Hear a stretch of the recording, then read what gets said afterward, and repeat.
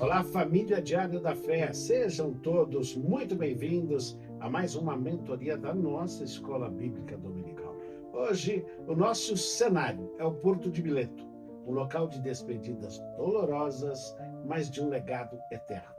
Prepare seu coração, prepare a sua Bíblia, o seu bloco de notas, porque vamos mergulhar na lição de número 8 do nosso trimestre. Título da lição: Despedida em Éfeso, entre lágrimas e alertas. O comentarista é o pastor Wagner Gabi. Nosso texto áureo: Olhai, pois, por vós e por todo o rebanho sobre o que o Espírito Santo vos constituiu bispo para apacentardes a igreja de Deus, que ele resgatou com seu próprio sangue. Atos 20 e 28. A verdade prática. A igreja é preservada quando líderes vigilantes cuidam do rebanho com fidelidade à palavra e submissão ao Espírito Santo.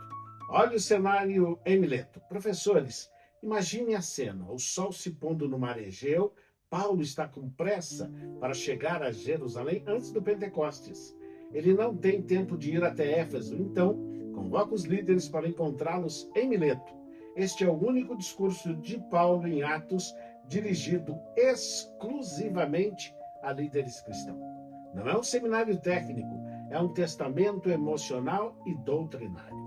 A pergunta para a classe: se você soubesse que hoje seria a última vez que falaria com as pessoas que você lidera ou ama, quais seriam as suas palavras? Seriam focadas em você mesmo ou na preservação do que você construiu? Tópico 1. O ministério de Paulo como exemplo de fidelidade. Um ministério vivido com coerência e entrega, versículo 17 ao 21. Paulo não se apela para o seu título de apóstolo, doutor, mas para a sua vida. Ele diz: vós bem sabeis como em todo esse tempo me portei. Aqui, vida e mensagem são uma coisa só.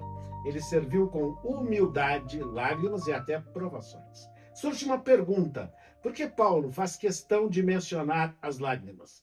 Excelente! Segundo a lição, essas lágrimas mostram que o ministério de Paulo não era frio ou burocrático, era movido por um amor visceral pelas almas. Ele não ensinava apenas publicamente, mas pelas casas. Ele conhecia e sentia o cheiro das ovelhas. A fidelidade apostólica como guarda da verdade. A fidelidade de Paulo envolvia o zelo pela sã doutrina. Ele não pregou o que as pessoas queriam ouvir, mas todo o conselho de Deus. Vamos para um insight teológico. Cruzando Atos 20 e 26 com Ezequiel 33, do 7 ao 9, vemos que Paulo se via como uma sentinela. Se ele não anunciasse o perigo, o sangue do povo estaria em suas mãos. Mas, ao anunciar, ele declara: estou limpo do sangue de todos. Fidelidade diante do futuro e consciência irrepreensível. Aqui John Pollock narra que Paulo caminhou 48 quilômetros sozinho para decidir entre voltar ou prosseguir. Ele sabia que prisões o esperavam, pois o Espírito Santo já havia revelado. Fidelidade significa ausência de medo ou ação apesar do medo? Paulo tinha paz, mas essa paz vinha da segurança física ou da convicção do chamado? Tópico 2. Advertências aos presbíteros contra os falsos mestres. Espírito Santo como originador do ministério pastoral. Versículo 28. Paulo deixa claro: não foi uma eleição puramente humana. O Espírito Santo constituiu esses homens como bispo. Esclarecimento terminológico. No texto de Atos 20, os termos presbítero, ancião, bispo, supervisor e pastor, aquele que apacenta, são usados para o mesmo ofício. É uma tríade que descreve maturidade, função e até cuidado. Note que a ordem de Paulo é: olhai por vós e depois pelo rebanho. Como podemos cuidar da igreja se não cuidarmos da nossa própria saúde espiritual e mental? Perigo real e contínuo das falsas doutrinas, versículo 29 e 30. Paulo usa uma metáfora forte: lobos cruéis. A origem do perigo: ele avisa que os lobos vêm de fora, ataques externos. Mas os mais dolorosos, os que surgiram pessoas de dentro da própria igreja, distorcendo a verdade para atrair os discípulos para si. Se os lobos surgem de dentro, como desenvolver discernimento sem criar um ambiente de suspeita ou uma caça às bruxas dentro da igreja hoje? Vigilância espiritual, como deve permanecer? A vigilância não é um evento, é um estado. Tópico 3, o cuidado pastoral de Paulo com os líderes. A palavra de Deus como fundamento seguro. Paulo não os entrega a uma estrutura burocrática ou a um sucessor humano. Ele os entrega a Deus e à palavra da sua graça. Assim como Efésios 4 e 12, os líderes existem para o aperfeiçoamento dos santos. E a ferramenta para isso é a palavra, que tem poder para edificar e dar herança. O exemplo de despreendimento de serviço. Paulo mostra suas mãos calejadas.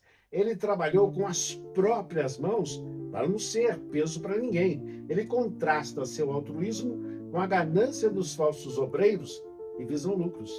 Uma frase de ouro de Jesus. Paulo cita uma frase do Senhor que não está nos evangelhos. Mais bem-aventurada a coisa é dar do que receber. Esta frase específica de Jesus não está escrito nos 4 evangelhos, Mateus, Marcos, Lucas e João, mas foi passada de pessoa para pessoa até que Lucas a registrou. Mas, professor, o obreiro não é digno do seu salário? Sim, mas Paulo abriu mão desse direito para provar que sua motivação era o amor, não era o ouro ou as vestes. A fidelidade não se aproveita da posição para vantagem material.